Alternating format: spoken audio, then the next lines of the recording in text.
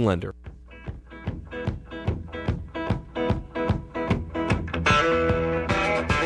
We are back, excited to head to Omaha and talk a little University of Tennessee baseball with left-hander Zander Sechrist, who was the winning pitcher yesterday in the victory over Florida State. Zander, thanks for being with us.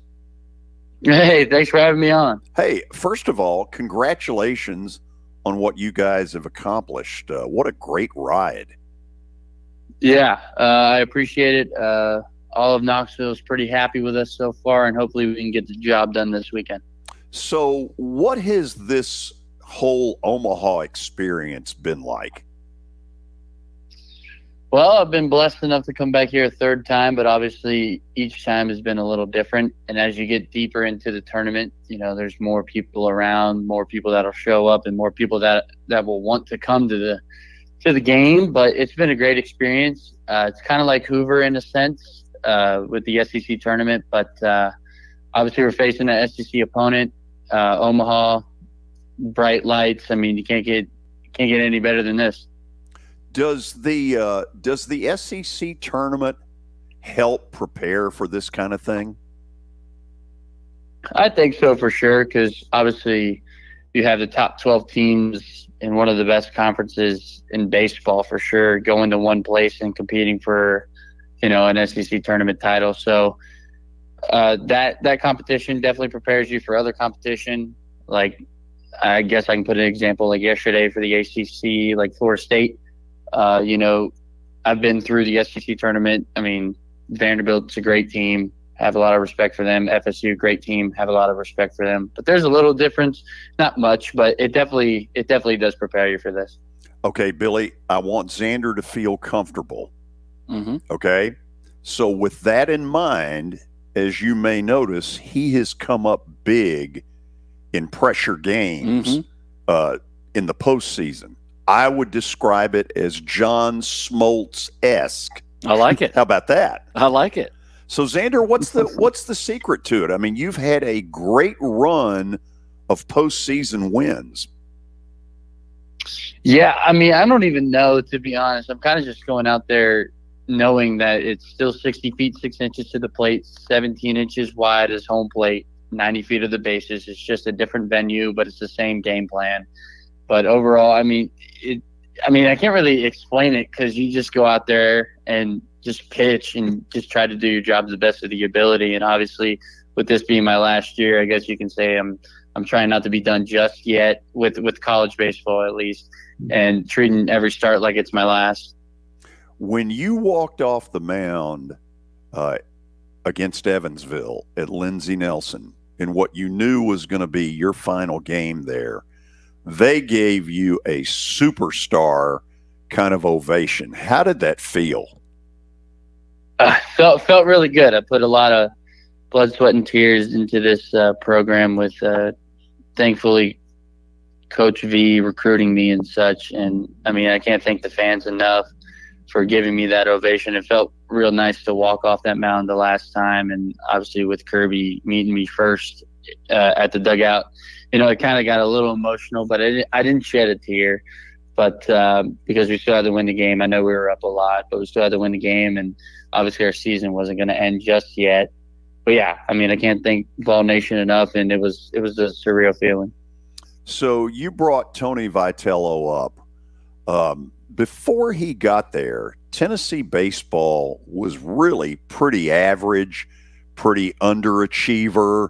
There really was not a lot of positive going on in it. What buttons is it he's pushing that has led to this?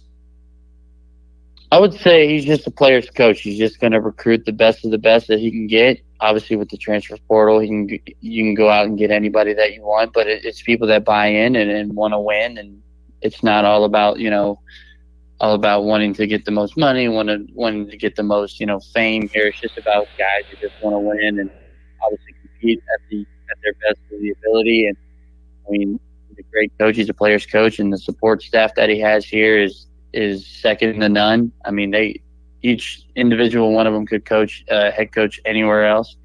But yeah, I'm glad that they stayed together, especially for my 4 years here, and I can't thank them enough. Has he told you when you will pitch against A&M? It sounded like, Monday. Monday would be, game 3, and I would throw that one. But everybody would respectfully not want to see me pitch again because that means we win. But if my number's called for whatever reason, I'm ready to go. But Monday is the spot. Because now, and you kind of put it out there, it's all hands on deck no matter what the circumstance. Yeah. Especially, this is the last series of the whole year. So obviously you're going to want to maybe do things a little bit different, but we're not going to change anything up. We're still going to play ball baseball. So, yeah. I like that answer. Okay, one last thing on my end. No, you ended it. It was great the way you ended it. Kelly Holcomb, former NFL quarterback, we'll talk to you in a second, but I got to ask one last thing. Have you ever seen a run like Christian Moore? Yeah, that kid's amazing. Thank goodness that he's my teammate. Although I have faced him in the fall, so I have seen the other side of that. But thankful for him to being in Tennessee and on the Volunteers. But yeah, that kid is unreal. He's got 33 homers, Triple Crown winner, and didn't even win SEC Player of the Year. But hey,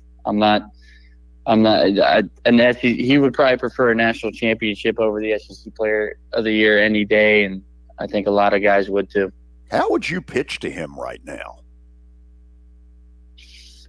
To be honest, carefully. Yeah, you can go carefully.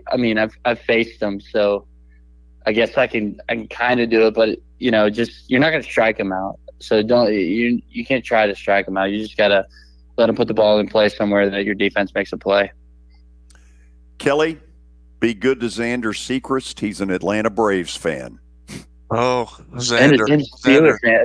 Big Steeler fan, too, because since you brought up quarterback. Oh, gosh. I can't. Zander, we're starting off on the wrong foot. I hate I absolutely hate the Steelers. That's okay. I'm sorry, that a lot. He may or may not have played for the Browns. Gosh, Cleveland. I played for the Browns way back when it was supposed to be a rivalry, but it really wasn't a rivalry because you can't consistently get your butt kicked by the Pittsburgh Steelers and it still be a rivalry, and that's absolutely what happened. So you seem a little bitter about it. Just to be honest, I am kind of bitter. I am a little bitter. But Zander, tell me this, man. I got to know, man. What's up with the hat? I just have to know that. What's up with flipping the hat up in the back? Well, let's just put it out there that the hat that I have on now is 6 7/8, which is the smallest hat size that they run here at Tennessee. So it's the smallest hat size. I have a very small head, and just flipping it up like that just made it a little smaller. So, it just made it, I guess fit a little bit more on my head, but obviously it only fell off one time yesterday, so that was pretty cool to see. Kelly, for the record, Barry Bonds' hat size was like 9 3/4.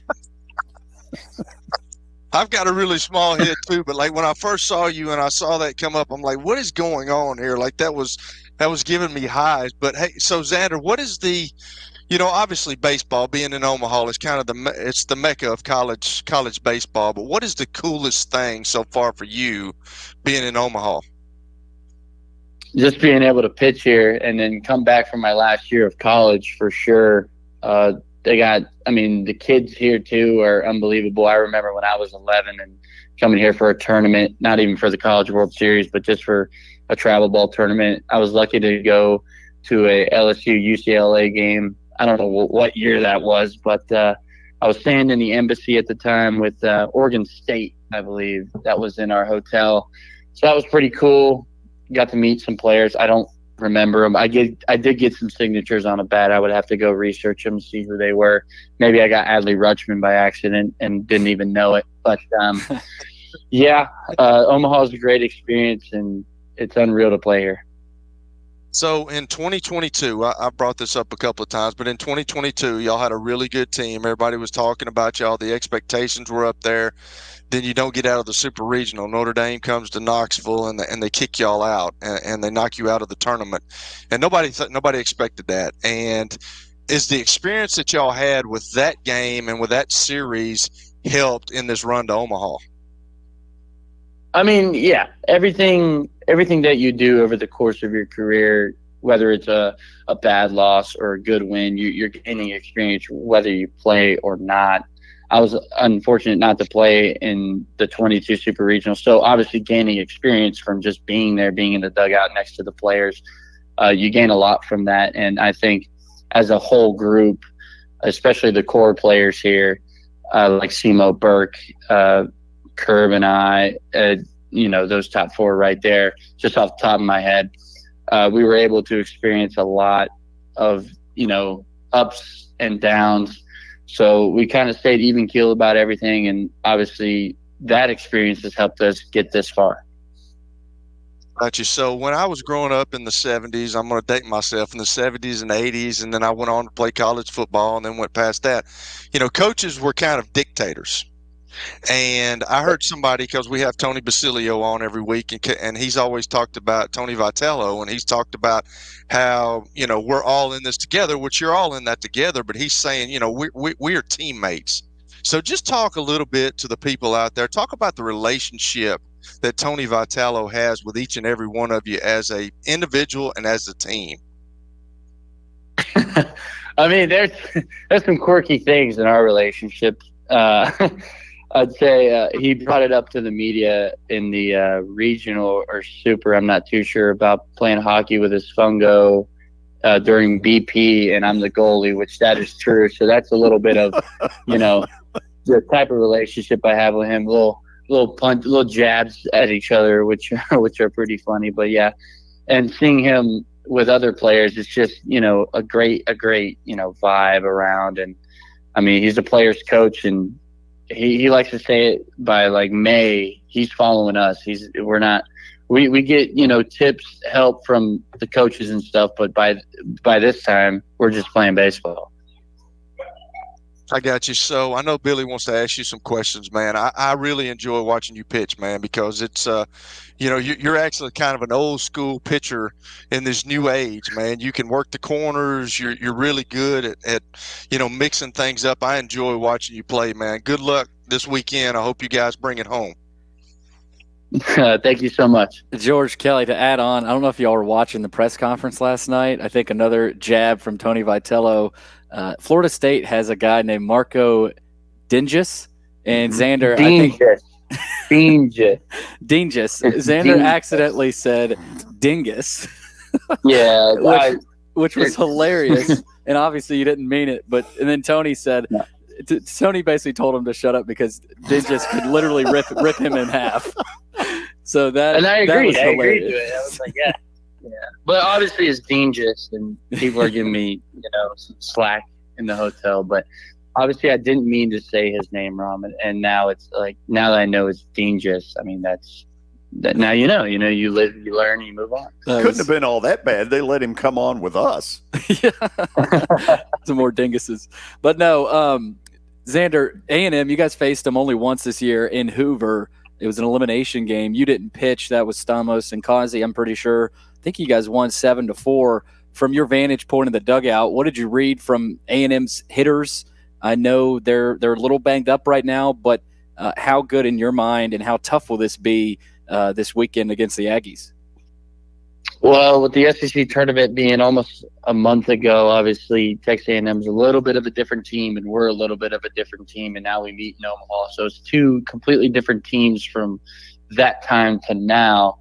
But overall, I mean, they got, Jace Laviolette and Rehovac right at the top of the order right there. And then you got a guy in Caden Kent who's just filling in, and he's just going off. I played summer ball with him, so we're good friends. So it's good to have a little competition there. But yeah, that lineup is loaded. I mean, they're obviously in the championship game for a reason. They haven't lost a game here. So yeah, it'll be tough, and I wouldn't be surprised if it goes to game 3, not because I'm being biased and wanting to pitch, but I'm just saying it's just how things work. And how essentially an SEC series goes, and especially with a heightened sense of it being a national championship, I wouldn't be surprised if it goes all the way to Monday. As you know, Tennessee fans travel well. They've been to Hoover and packed out the Hoover Met before, especially for championship games here in the past few years. How much more orange would you expect to see arrive? And what's it been like playing in front of so many Tennessee fans here in the last week or so? Oh, it's amazing when you see all that orange in the stands. It's kind of easy to pick out in a slew of just neutral colors. But with Texas A&M being pretty close, the closest team that made it to Omaha here, they're gonna have the 12th man behind them, and I would like to see it like half and half, kind of like a Georgia Florida deal, where they have it like, you know, college football there, kind of when they were both kind of the same record. But we'll see. I know there's going to be a lot of kids there wanting a ball, and maybe we can give them one, maybe we can't. I know they ask a lot, even when we say no. But yeah, I think obviously they're going to have their fan base, which is very loyal and passionate, and we have one as well. And I expect it to be 50-50, if not 51-49. I really do. Okay. Before we end this, I got to ask this. So I'm watching last Friday night as you all absolutely steal one against Florida State. In that ninth inning, what did your dugout feel like? Well, I will say I was not in the dugout during the ninth. I was actually in the bullpen because I was going to throw an extra innings if it got that far, maybe like the 11th or 12th. So it was the bullpen, and it was kind of cool. We were just kind of standing out there, and we picked a spot, and they were hot in the ninth, and obviously we pulled out a not a 4-run win, but like a 4-run ninth to win in the bottom of the ninth. But I heard the dugout was unreal. Kirby told me we have these like little honey stinger chews, energy chews, and they were putting packs of them in their mouth, and they were, you know, it was, you know, boy stuff down in that dugout. And obviously we pulled out a victory and it worked. So maybe if we need to go back to that, we will. Well, you got a lot of people in this area, Nashville, Knoxville, everywhere in between, watching closely on this. First of all, thank you for taking the time to come on with us. You're a fun interview, which I love. And I really love the fact that you told Kelly you're a Steeler fan. That made my day. And, yeah, I mean, you know, I don't know. Like, when it comes to football, I'm very passionate with the Steelers. And I don't know what we're doing at the quarterback position. I won't lie with that. But hopefully we win one here soon. Well, if you want to see one of your guys, come to a Titans game, watch Mason Rudolph. Hey, I love that man. I have a jersey of Mason Rudolph. I thought he was going to be the future after Ben. Obviously, some circumstances didn't go well. I think we kind of mistreated him for 6 years in Pittsburgh. But, hey, he led us to a playoff run, and I knew he was going to do that. I mean, I had full confidence in him, and I'm glad he found a home. And if Levis goes down with an injury, don't worry. Rudolph will be just fine as a backup. I happen to agree with you on that. Listen, thank you for doing this. It was fun having you on. Yeah, thank you so much.